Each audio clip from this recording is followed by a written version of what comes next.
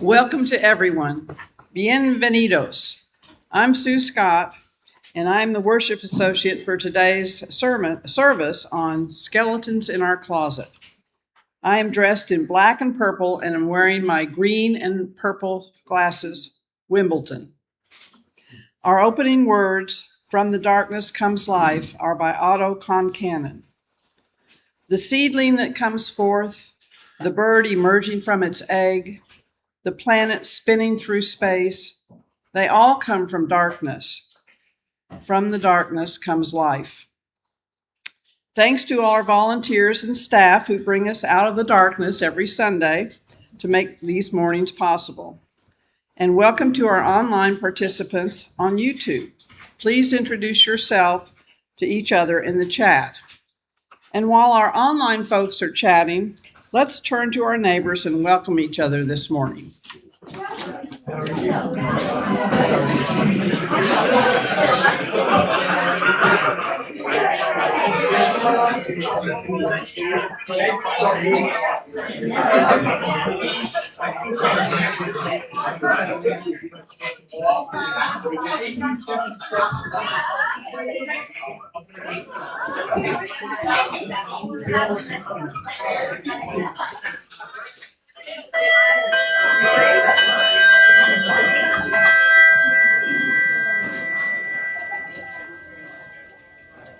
Thanks for sharing a brief but spectacular greeting.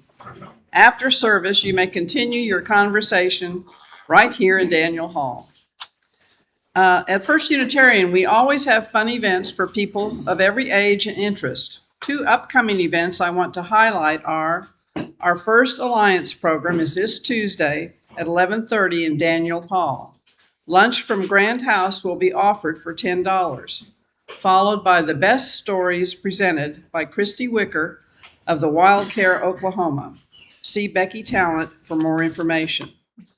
Also, sharing meals with neighbors in need will happen Sunday, September 20th. We'll be making meals for neighbors in our kitchen, then help to distribute those meals. Marilee Perriam has more information on that. And I hear that the Under 40s group is going to the Red Cup for lunch. More information about events is available in the order of service, the weekly newsletter, or on our website. Our aim is to share information, so staying informed about community life is a shared responsibility. If you're not yet on our email list, please note the QR code to sign up. If you are online, you can sign up under the newcomers section of our website. Now is the time to silence your mobile phones or other devices that might distract us for the next hour. The flowers on the altar table this morning are a thank you from the OKC Key to Home for making meals we provide. We encourage those who are participating online to light a candle or chalice at home as we light our chalice here. We light our chalice in Midtown Oklahoma City on land that was home to first Americans, including the Apache, Caddo, and Wichita, on land that was taken from the Muskogee and Seminole and other removed and relocated peoples. Our chalice lighter this morning is our own bright light, Barbara McCalla.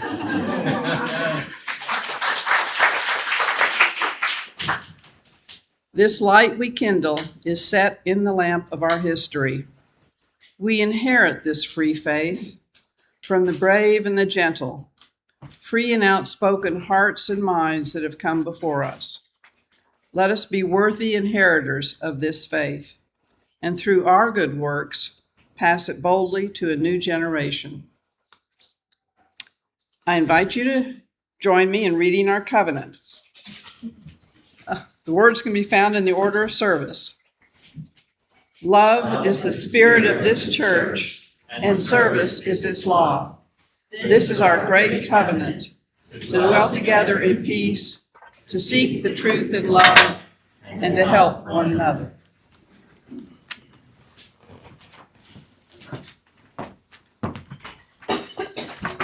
Good morning. I'm Reverend Kent. I'm a tallish, middle-aged white man wearing a blue button-down shirt and my clergy stole that is sort of waterish looking green with some purple lotus flowers on it. I want to share some exciting news with you before diving in. The Board of Trustees has entered into an agreement with an organization called Hope for Us. Hope for Us is a team of UU professionals that helps congregations work through conflict and move toward wholeness and integrity and vulnerability. They do that by listening deeply to identify patterns that aren't really serving the congregation any longer. We anticipate this taking probably 2 to 3 years. It is a long-term, slow-going sort of project. The first phase will be a whole lot of listening to individual members. Then they'll come back to us with a plan of steps that we might take. Why am I bringing this up now? Well, because the primary area that we're looking for help with is our religious exploration with children and youth program. For a while, it's been a bumpy area of our life together, and we want to better understand why that is so that we can do better together moving forward. And you might have noticed right now, we are recruiting teachers for the fall semester in our RE program. This is my way of telling you that this whole community is invested in doing better in this area of our life together. We understand that being a volunteer teacher in the past came with some challenges. I'm encouraging you to stick with us and with our kids as we work to improve not just our curriculum or our classroom, but to improve our whole culture of how we are together across generations. So please consider signing up to teach in the fall. There's a QR code on that poster by the kitchen. It may be in your orders of service, and you can always talk to Liz, our new Director of Religious Exploration, for more information of what's involved. So our gathering words this morning come from Gretchen Haley. She writes, "Every little thing that breaks your heart is welcome here. We'll make space for it. Give it its due time and praise for the wanting it represents, the longing for something more, some healing hope that remains, not yet. We promise no magic, no making it all better, but offer only this circle of trust, this community that remembers, though imperfectly, that sings and prays, though sometimes awkwardly, this gathering that loves, though not yet enough. We're still practicing, after all, still learning, still in need of help and partners, still becoming able to receive all this beauty and all these gifts that we bring to each other. So welcome, friends, to our time to be together in worship. Our opening hymn this morning is How Far Can Reach a Smile? I'm going to ask Kate to play this through once, but why don't you rise in body or in spirit while she does, and then we'll join in singing.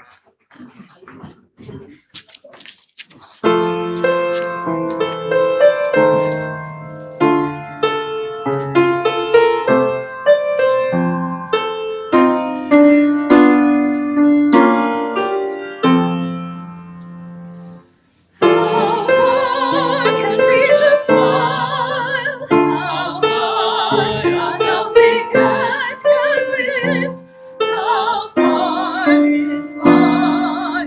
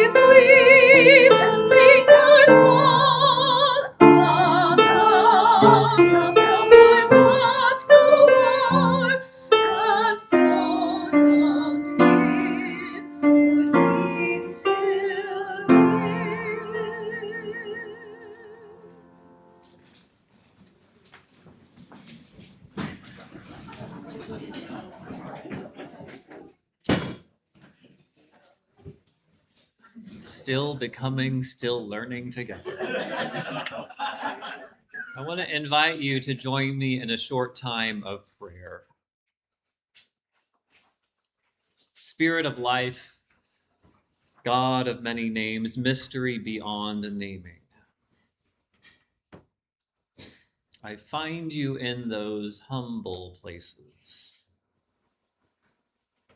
the quiet, still spaces where I'm held in a love greater than myself. The wind in my breath, the fire in my soul, the subtle heartbeat of creation all around. I know your love is unimposing, yet firm and steadfast. You challenge me in my arrogance and move me to listen deeply when I fail, as I often do, to see the fuller picture. Spirit of love, you find the gentle words to speak life into me and hold me when all else around me and in me feels broken. Remind me who I am. Grant me the wisdom to listen and seek you in all those unlikely and unexpected places. Amen.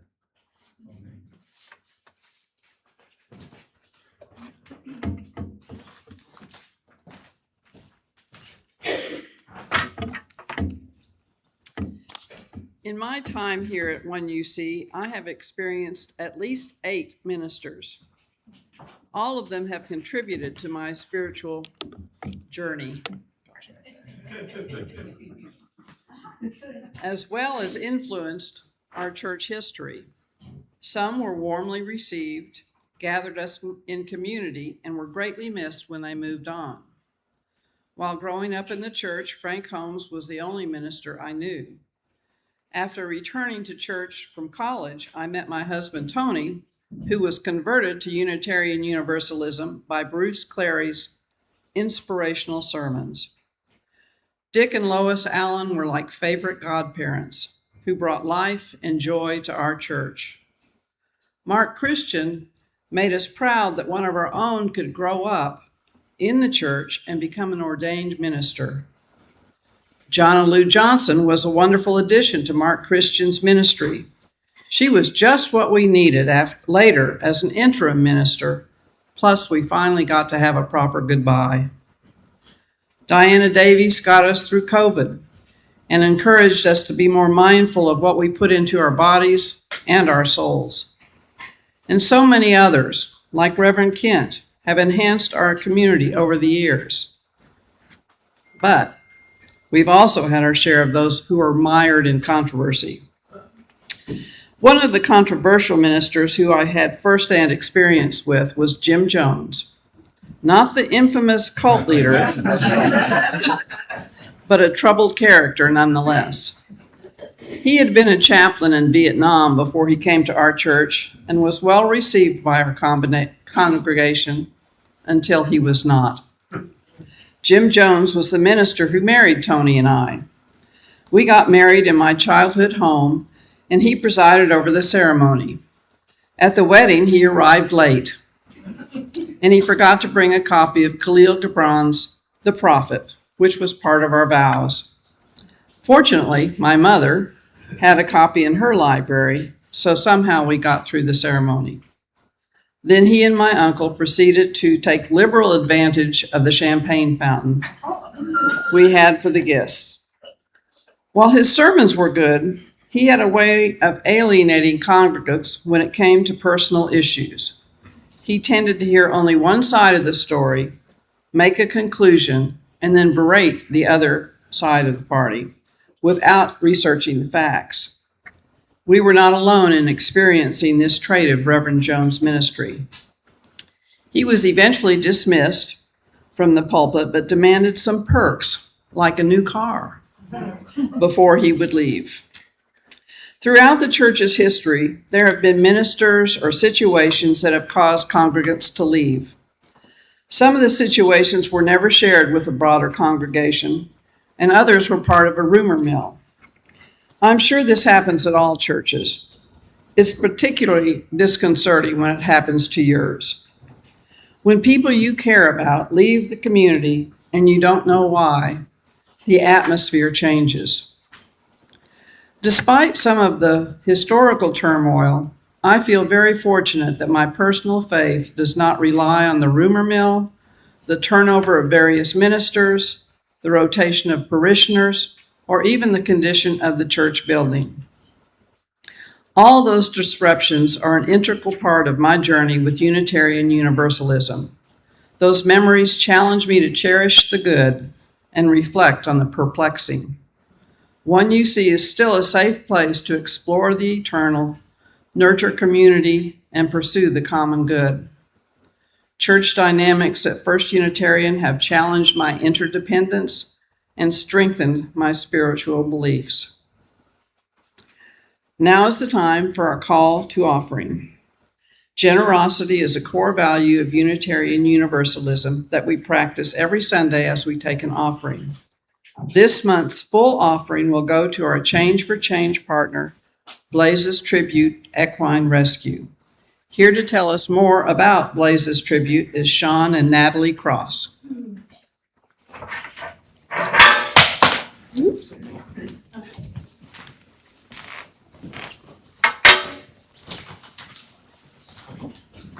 Hello, my name is Natalie Cross, and this is my husband, Sean.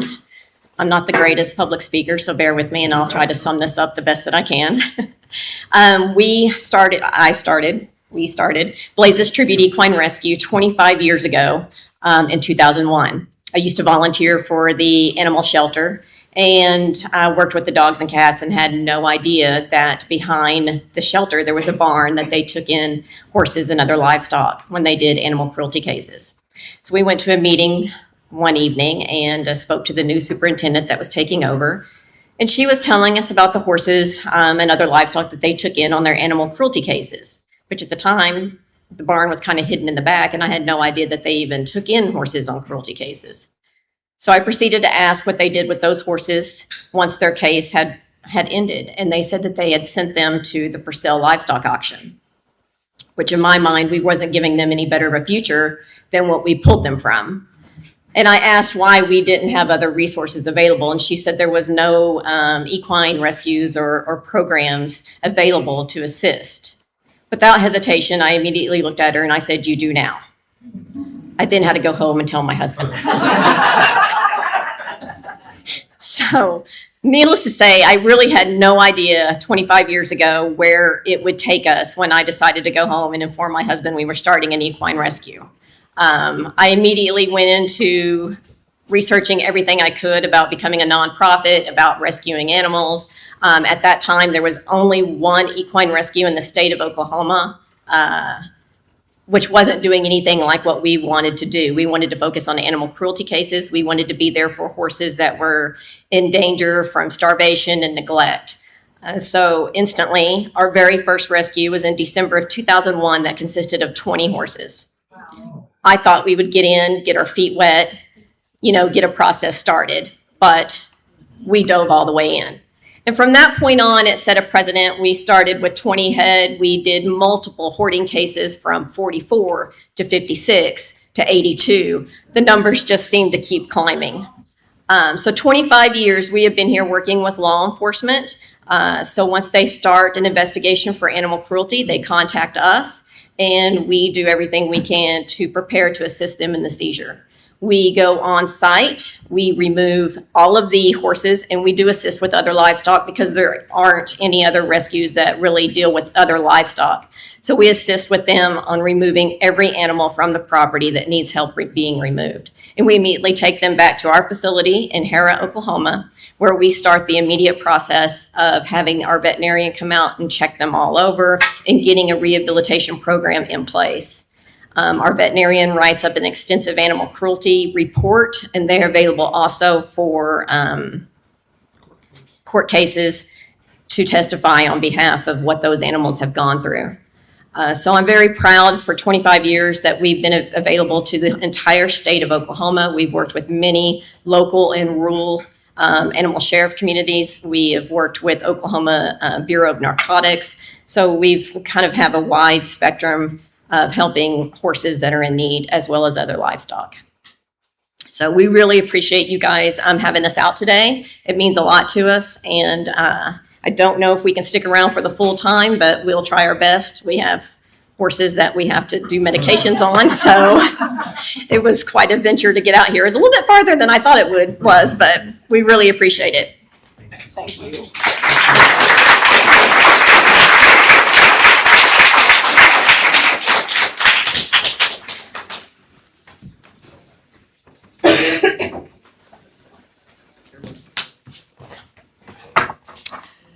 As we enjoy the offertory music, our ushers will pass the offering plate in the sanctuary. Online, you can make a gift through One UC website or send a check to First Unitarian. Just write "Change for Change" on the memo line. Would the ushers please come forward and receive the offering?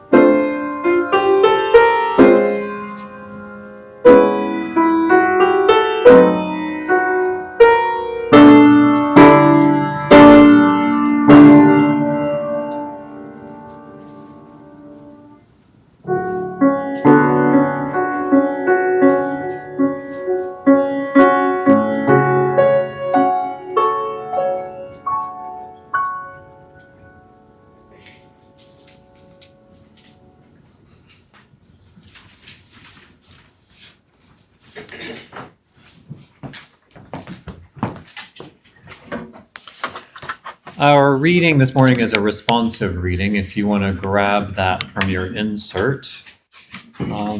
This comes from 1 Corinthians 13. Too often we hear that reading and think of romantic love, but I invite you to remember that this was all contained in a letter to a small religious community that was still trying to find their way.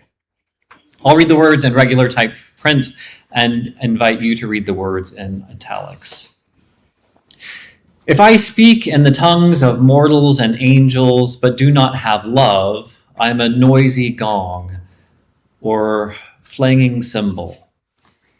And if I have prophetic powers and understand all mysteries and knowledge, and if I have faith so as to remove mountains, but do not have love, I am nothing. If I give away all the possessions, and if I hand over my body to be burned, but do not have love, I gain nothing. Love is patient, love is kind, love is not envious or boastful or arrogant or rude. It does not insist on its own way. It is not irritable or resentful. It does not rejoice in wrongdoing, but rejoices in the truth. It bears all things, believes all things, hopes all things, endures all things. Love never ends. Prophecies will come to an end. Tongues will cease. Knowledge will come to an end. We know in part. We prophesy in part. But when the complete comes, the partial will come to an end. When I was a child, I spoke like a child. I thought like a child. I reasoned like a child. When I became an adult, I put an end to childish ways. Now we see in a mirror, in a riddle. Then we will see face to face. Now I know in heart. Then I will know fully. Now faith, hope, and love abide. These three, and the greatest of these is love.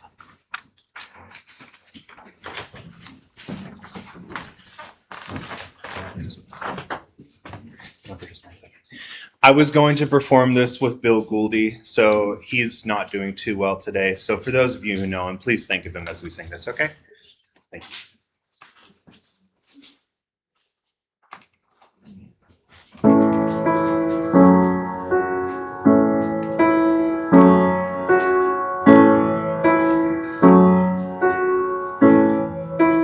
There is a balm in Gilead to make the wounded whole. There is a balm in Gilead to soothe the sin-sick soul. There is a There is a balm in Gilead to soothe the sin-sick soul. There is a balm in Gilead to heal the sin-sick soul. Sometimes I feel discouraged. I think I was in vain. But then the Holy Spirit revives my soul again. There is a balm in Gilead to make the wounded whole.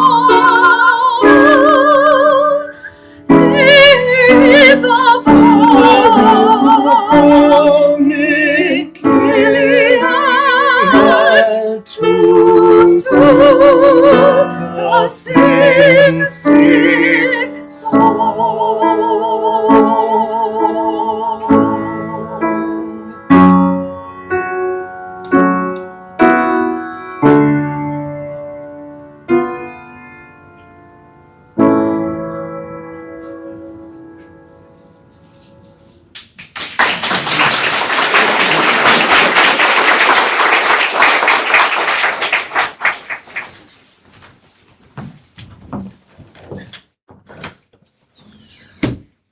Before I dive into an honestly uncomfortable sermon, I want to invite you to take a few deep breaths with me. You might let your eyes gently close or sit a little more deeply in your seat. If you want to take a big, deep breath in and let that go. Another deep breath in. And relax with that exhale. One more big, deep breath in. And we breathe out together.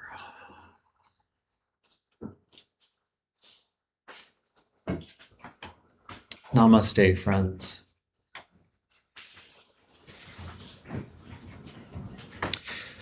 This month, we've been talking about the roots of our tradition. We covered some of our Christian history and then transcendentalism. Next, we looked into humanism. Last week, a few of our members talked about their own religious journey and why they called this place home. It's been a quick tour and a mostly glowing celebration of our faith tradition. Today, I want to dig a little bit deeper. While we have often been on the right side of history, we have also made some tremendous mistakes.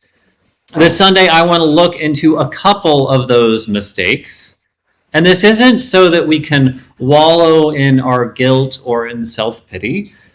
Today, we look at our mistakes to better understand what aspects of UU culture led down those paths.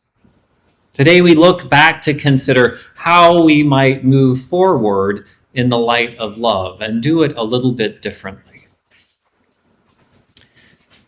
We don't often hear the word eugenics today. I told you it was a dark sermon. The word eugenics comes from the Greek root meaning well-born.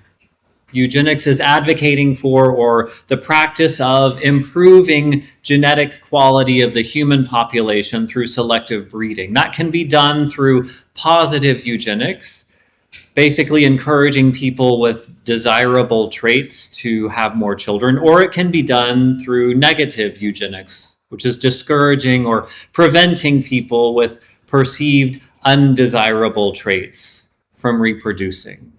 Historically, those traits have included disabilities, mental health conditions, and certain racial or socioeconomic backgrounds. Now, from our earliest days as Unitarians and Universalists, we advocated for the compatibility with science and religion. I've mentioned this several times in the past month. Both traditions encourage the search for truth and the improvement of society through learning and using science to our advantage. At the end of the 19th century, many liberals saw hope in the new science of eugenics, as it embodied a kind of evolutionary optimism. Many believe that the births and stronger and smarter and frankly more attractive babies offered a new kind of salvation for humanity. At that same time, improvement in healthcare and technology meant that more people were surviving childhood and living much longer. So a fear of overpopulation and the strain on global resources grew to be quite frightening. In that context, prominent religious liberals became enthusiasts of eugenics. Much of what I learned this week came from a book called Elite, Uncovering Classism in Unitarian Universalist History. It's by Mark Harris. For Unitarians, eugenics was not a side story or a rare curiosity. It was prominent, widely shared idea. In 1902, the Unitarian Association published a book titled The Blood of the Nation, a study of the decay of races through the survival of the unfit. David Starr Jordan, the president of Stanford University, wrote the book. During the early 20th century, Jordan became the most sought-after speaker at Unitarian events. Between 1902 and 1916, he published 19 books with Our Beacon Press. He was the most prolific author at that time with the press. Raised in a Universalist household, Jordan was a pacifist.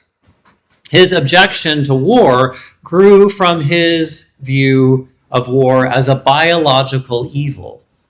He believed war kills off physically and mentally fit, but leaves behind those that are less fit.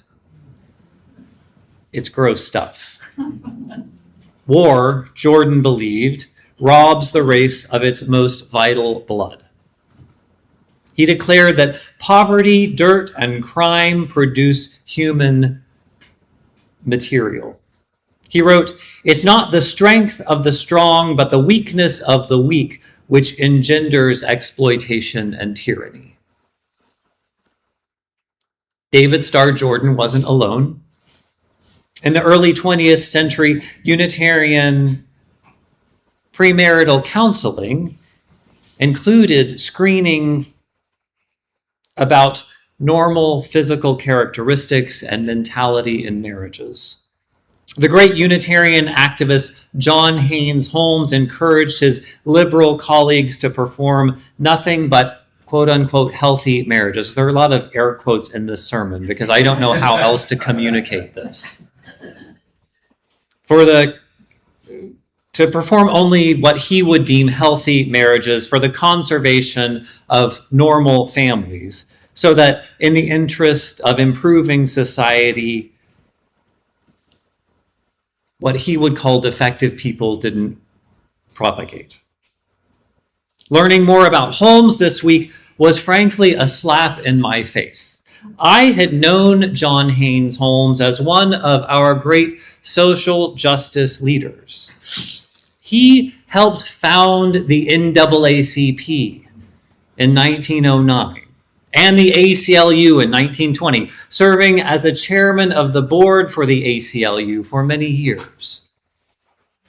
He was an early promoter of Gandhi's philosophy of nonviolence, and probably most boldly, he remained a pacifist throughout World War II, a wildly unpopular opinion. All great, bold, interesting stuff. But now, I wonder what rooted his pacifism. Was it respect for the inherent worth and dignity of every person, or was his pacifism rooted in eugenics and a vision of a more pure human genome? I need to take a closer look at one of my heroes. Lest you think this was all words and ideas, Unitarians also played a key role in the practice of eugenics and sterilization. In 1924, a Virginia law aimed at sterilization of the quote-unquote unfit. It was tested with the case of a young woman, Carrie Buck. Carrie Buck had been raised in foster care and was raped by the nephew of her foster parents. She became pregnant and gave birth all before the age of 17. The judge ruled that the operation to prevent her from ever having more children again should be done against her will. Appeals eventually reached up to the Supreme Court, and Supreme Court Justices Oliver Wendell Holmes Jr. and William Howard Taft, both Unitarians, voted with the majority, upholding the ruling. Oliver Wendell Holmes wrote the decision, including the words, quote, "It is better for all the world if, instead of waiting to execute degenerate offspring for crime, or to let them starve for their imbecility, society can prevent those who are manifestly unfit from continuing their kind. 3 generations of imbeciles are enough. Those are words enshrined in a ruling of the Supreme Court of the United States, written by the pen of a Unitarian. And they didn't affect just one woman. For roughly 50 years, until the late 70s, tens of thousands, perhaps more, of American women and men were sterilized against their will or under false medical pretense. Friends, when I say Unitarians have made some mistakes in history, I mean we have been accomplices to evil. This is a chapter of American history that many still are terrified to peer into, in part because it's also intertwined with the history of birth control and reproductive justice in this country. As modern people, as liberals, as Unitarian Universalists, too often we have misunderstood science as morally good. Science is very helpful for observing and quantifying. Science helps us create efficiency and power. It provides tools for controlling the world around us. However, on its own, science offers no guidance on what to use this incredible power for. Scientific innovation has created marvelous opportunities for human thriving, but it has also brought about death and destruction on a massive scale. Science alone will not save us. It must always be accompanied with a heaping dose of compassion and humility. A blind investment in science has been one of our historical stumbling blocks. A parallel problem has been a misguided belief that we know what is best for others.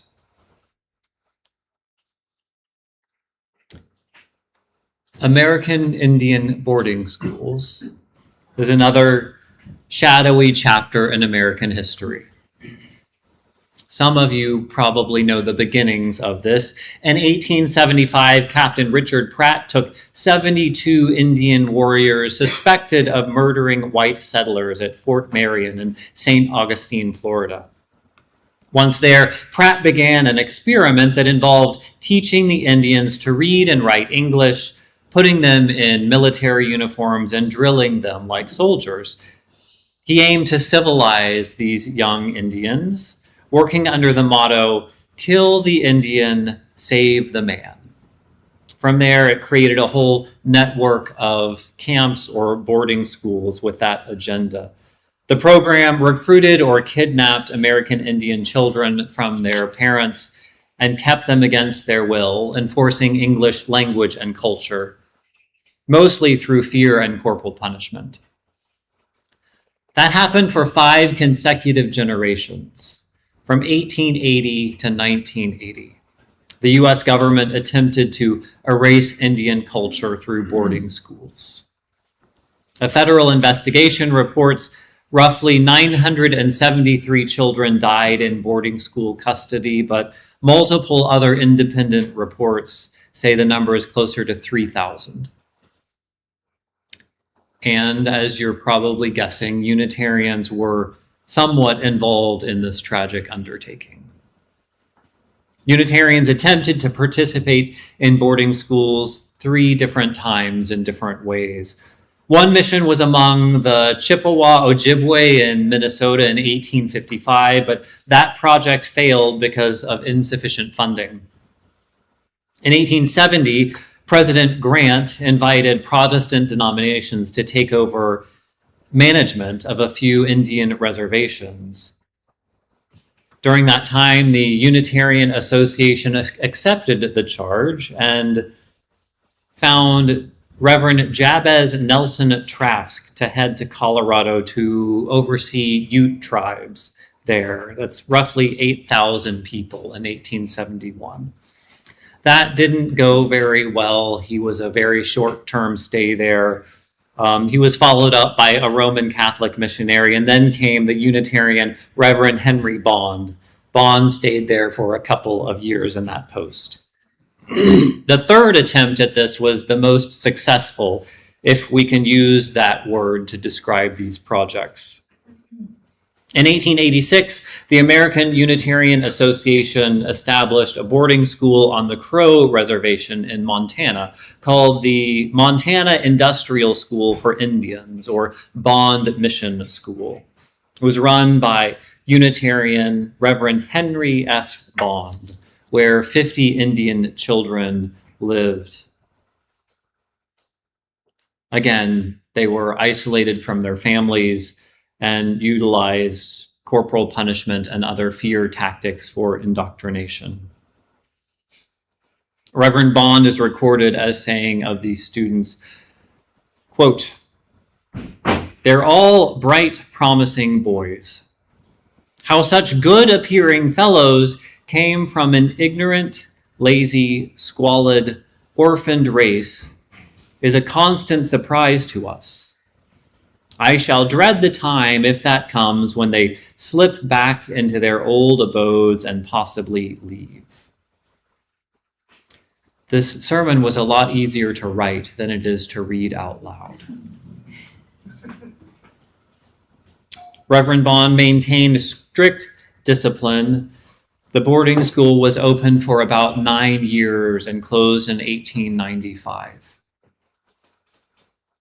Beyond a confused reliance on science and technology, another pitfall of Unitarian Universalist history was the compulsion to help others, while assuming that our way of life was the mark of human thriving. Helping our neighbors will always be essential to who we are. But before closing, I want to offer a couple of guardrails for how we might help others more carefully. First, help is always an offer. It can be refused. When I started in ministry, it was with a significantly older congregation. I hadn't spent any time with people with physical challenges before that. It felt strange at first. A few outspoken elders were direct and explained, no, not like that. Eventually, I learned to offer help. I make it a point to offer help and ask what would be useful.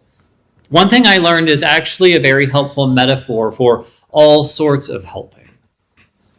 When giving physical assistance, rather than being pushed or pulled, most people prefer help in the form of a shoulder or an arm or a hand to grab a hold of for support. That's because when they can keep control of the situation and determine the speed and direction of movement, they can maintain the balance in their own body. But when someone else pushes or pulls, the wisdom of one's own body is lost in that process. The safest first option is to provide a structure so that another person can help themselves.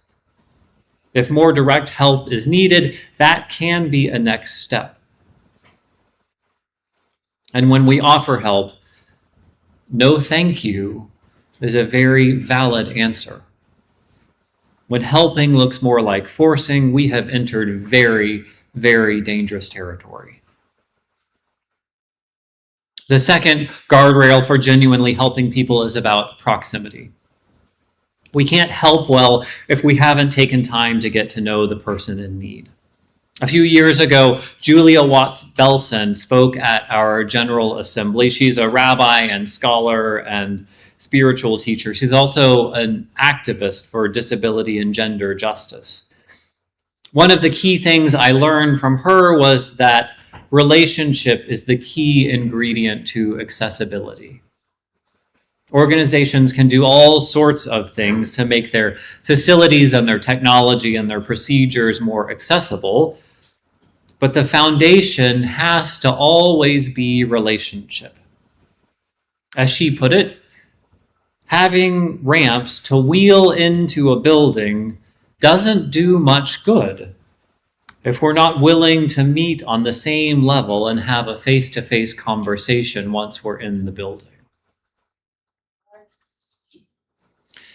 Another powerful speaker at General Assembly was Bryan Stevenson.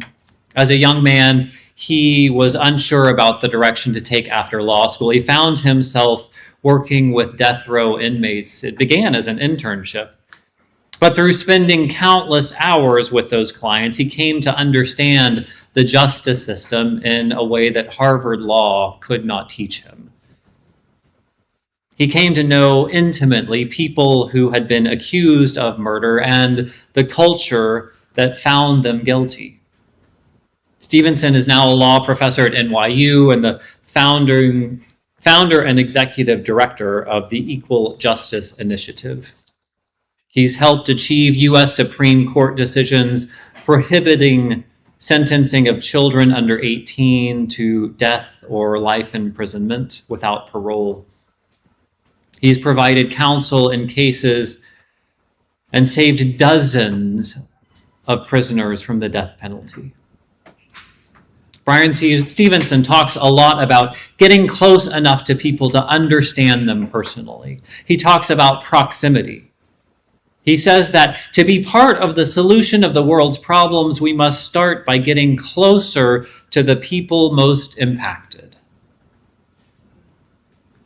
Preach. To be part of the solution of the world's problems, we must start by getting closer to the people most impacted. Only when we've known the impacts on a personal level can we begin to understand the broader framework. We've heard all month how we are blessed to inherit a tremendous faith tradition. If this is your first Sunday, or if you haven't heard the month previous sermons on our history, please go back and listen. Decade after decade, century after century, remarkable Unitarians and Universalists have bent the arc of the moral universe toward justice. It is a history to be proud of. To fully embrace it, though, we need to also take account for where we have stumbled. And we have stumbled badly in our well-intended attempts to help others.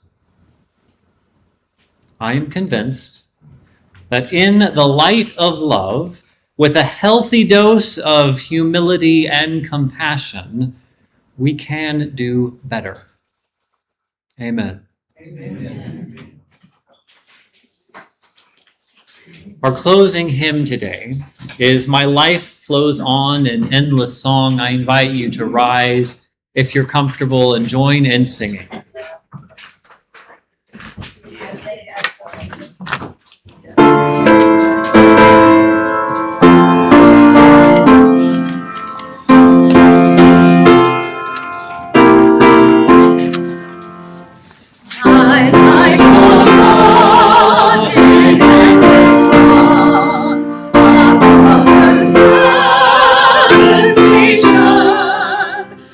I hear the real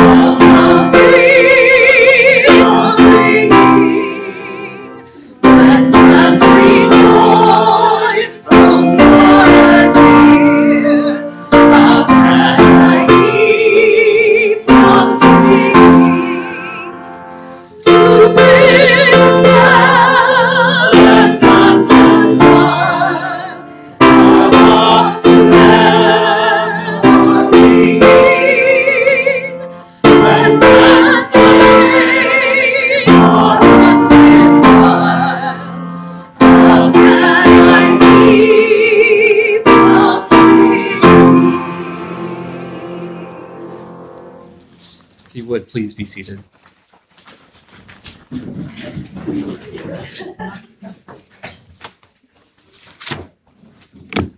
As we extinguish this chalice, I offer these words by Tracy Brenneman.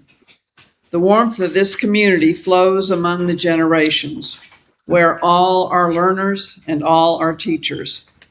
May the love that connects us here bless the lives of everyone we meet as we carry it into the world.